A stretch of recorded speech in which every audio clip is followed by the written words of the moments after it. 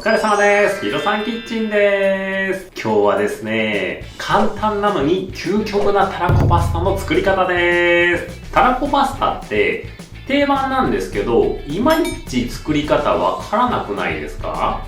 教えちゃいます。ポイントはバターの使い方。この動画を見終わるくらいには究極のたらこパスタが作れるようになりますよ。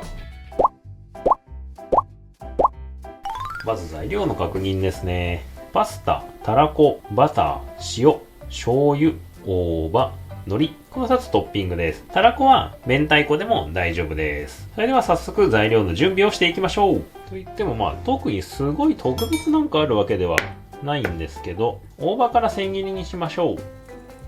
くるくるくるっと。はい、千切り OK です。たらこから皮から身を出しちゃいましょう。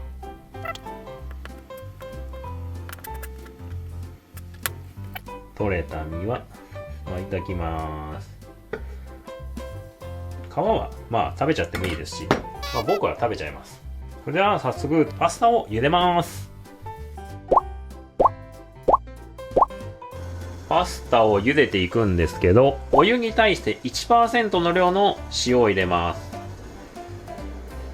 これを入れないとやっぱパスタは美味しくないです。これ結構びっくりする量入るんですけど、入れると本当にパスタ美味しくなります。これポイントです。パスタを茹でてる間にソースを作っていきます。次はたらこソースを作っていくんですが、ここで最大のポイントです。バターは柔らかくなるまで練りましょう。こんな感じで空気を入れるようによく練って柔らかくします。たらことパスタがすんごい絡むソースになります。これ硬かったら10秒ぐらい電子レンジで少しだけ温めてもらって柔らかくしてから練ってください。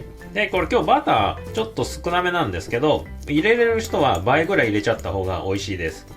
ふわっとすれば OK です。ではここにたらこ入れます。で、よく混ぜてソースにしちゃいましょう。はい、これでたらこソースの完成です。そしたらパスタが茹で上がったので、しっかりお湯切ってソースと和えます。手早くシャッシャッと。もう美味しそうですね。これ最後の隠し味、醤油をたらこ数滴だけでいいです。少し加えるとたらこの生臭さが軽減されて究極の味になります。で、これでよく混ぜたらお皿に盛り付けます。たらこの絡まりすごくないですか？これパスタにびっしりついてます。大葉、海苔。はい、たらこパスタの完成です。では早速食べていきましょう。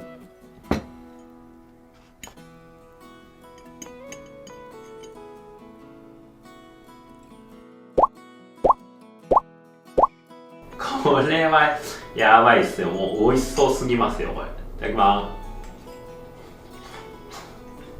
す。うまい。究極、本当に究極の味です。これ、いや、これはすごいぞ。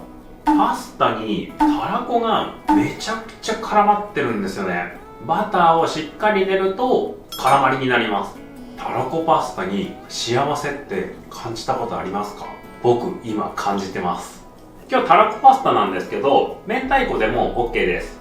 で、たらこしかなくて辛くしたいなっていう時は一味唐辛子をソース混ぜる時に混ぜて作ればピリッと辛いたらこなんだけど明太子パスタも作れます。いかがだったでしょうか？究極のたらこパスタ、めちゃくちゃ美味しかったですね。ほんと簡単なポイントだけです。バターを練る、パスタを茹でるときにちゃんと塩で味をつける、たったこの2つだけ守って究極のたらこパスタ作ってみてください。美味しいですよ。これびっくりしますから。さあまた次の動画でお会いしましょう。よいしょ。